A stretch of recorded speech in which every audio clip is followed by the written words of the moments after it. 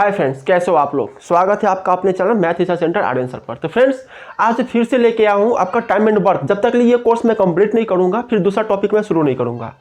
अगर आप बताइए कमेंट करके कि आपको इसके साथ साथ कोई दूसरा टॉपिक चाहिए तो ऑब्वियसली मैं वो भी कर सकता हूँ, लेकिन मेरा मानना है कि एक 1 बाय 1 कंप्लीट करना चाहिए, नहीं तो ये खिचड़ी टाइप का हो जाता है। क्योंकि ये मैथ है तो मैथ का एक टॉपिक क्लियर करो, सेकेंड टॉपिक फिर दूसरा मतलब फिर बाद में क्लियर करो, ठीक है। तो चलिए क्लास को शुरू करते हैं। अब जो भी क्वेश्चंस है वो क्वेश्चन थोड़ा टफ होते जाएगा, जैसा कि मैंने आपको पहले ही कहा था। तो हर एक क्वेश्चंस को आप रिपीट करना, जितना ज़्यादा प्रैक्टिस करोगे उतना आपका कॉन्फिडेंस बढ़ेगा, उतना आपका सवाल पे पकड़ बनेगा, ठीक है। पी किसी काम का 1/4 भाग 10 दिनों में समाप्त करता है। ध्यान दीजिएगा, पी किसी काम का 1/4 भाग कितना दिनों में करता है? 10 दिनों में करता है। तो पी एक काम कितना दिनों में करेगा? तो इसको इससे गुना कर दीजिए। तो 10 4 गुना 10 मतलब 40 दिन, 40 डेज, ठीक है। क्यू उसी काम का 40% 145 दिनों में समाप्त करता है। तो क्यू 40%, 40 ही परसेंट है, ठीक है।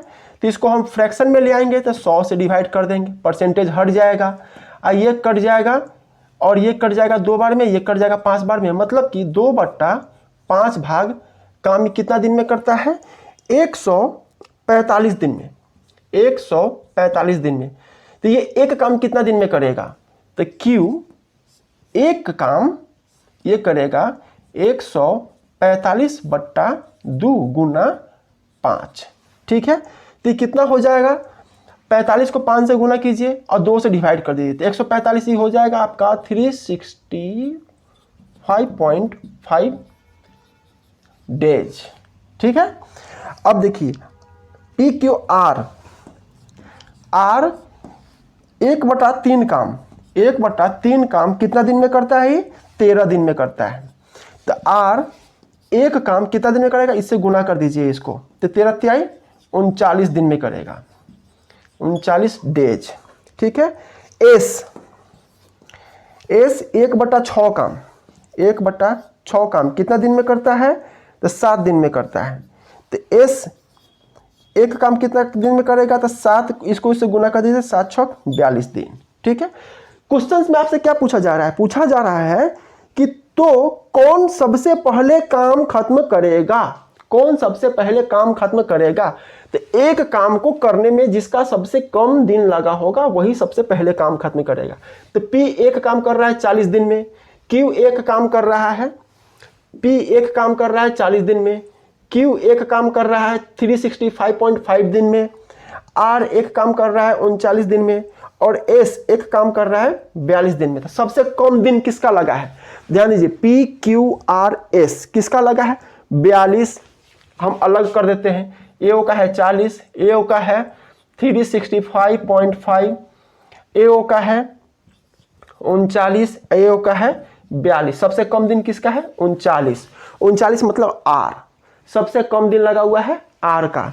तो आर आपका आंसर हो जाएगा। आर क्या हो जाएगा? आंसर। ऑप्शन नंबर क्या है? सी। ऑप्शन नंबर सी आपका एकदम राइट आंसर है, ठीक है। ऑप्शन नंबर सी आपका एकदम राइट आंसर है। देखिए कितना आसानी से ये सवाल सब बनता है।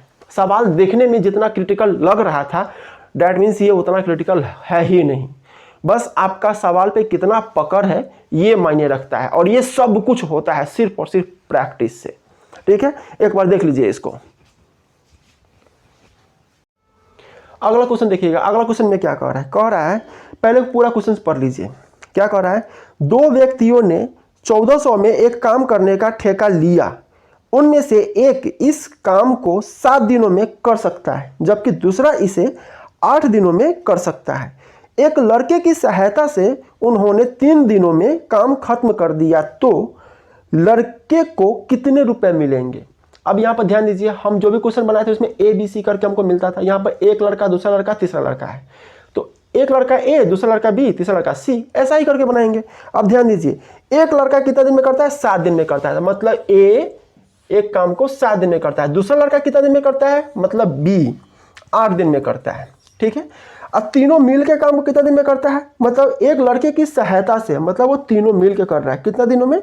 3 दिनों में, तो मतलब A plus B plus C कितना दिनों में? 3 दिनों में।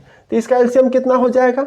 ध्यान दीजिएगा, 8 7 56, इसमें कोई डिवाइड होने वाला नहीं है, कटने वाला नहीं है, तो इसको कितना करेंगे? 8 7 56, 56 × 168, 168, ठीक है। अब इसको इस 7 से कितना बार में कटेगा? आखिर का 24 बार में कटेगा। 8 से कितना बार? 7 का 21 बार में कटेगा। 3 से कितने बार में कटेगा? 8 7 56 बार में कटेगा, ठीक है।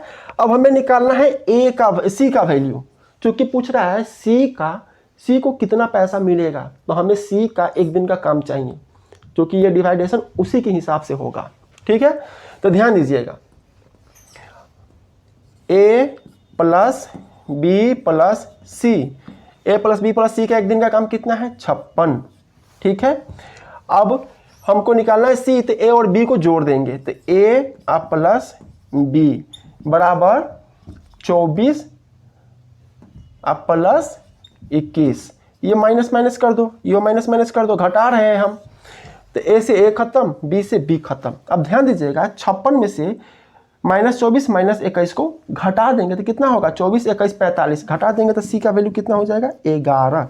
मतलब C एक दिन में 11 काम करता है। C एक दिन में कितना करता है? 11 काम करता है। अब C का इस टोटल अमाउंट कितना था? 1400 रुपया। टोटल अमाउंट कितना था? 1400 रुपया। 1400 रुपया में से कितना वैल्यू मिलेगा C को? तो 11 गुना 1400, अब बट्टा में क्या लेंगे हम? तो A B C तीनों का काम, तो तीनों का काम कितना लेंगे हम? 56, ठीक है। अब ध्यान दीजिएगा, इसको काटने का सबसे सिंपल तरीका क्या है? 11 गुने 2 गुना 100 बट्टा में कर देंगे, सॉरी 2 गुना 100 गुना 7, 7 गुना 14 गुना 100, ऐसा करेंगे हम 8 गुना 7, 8 7 56, 7 से 7 खत्म, एक कट जाएगा 4 बार में, 4 से एक कट जाएगा 25 बार में, 25 को 11 से गुना कर दीजिएगा तो कितना आएगा? 25 देंगे 250, 11 275, 275 रुपया। कितना होगा? 275 रुपया। 275 रुपया। ऑप्शन कौन है? Option number C। Option number C आपका एकदम सही आंसर। ऑप्शन नंबर C आपका एकदम सही आंसर। देखिए, देखने में कॉम्प्लिकेटेड लग रहा था, लेकिन है नहीं। ऐसा क्यों है? क्यों है नहीं? ये सब कुछ प्रैक्टिस। आप जितना ज़्यादा जिस चीज़ को वक्त देते हैं ना, उस चीज़ में आप उतना बेस्ट बन जाते हो। तो आप पढ़ाई को वक्त दो, आप पढ़ाई में बेस्ट बन जाओगे। यही प्राकृतिक नेचर और यही सबसे बड़ा सच्चाई है कि आप जिस चीज़ में जितना ज़्यादा टाइम देंगे, उस चीज़ में आप बेस्ट बन जाएंगे। ये सच है, ठीक है। देखिए एक बार इसको।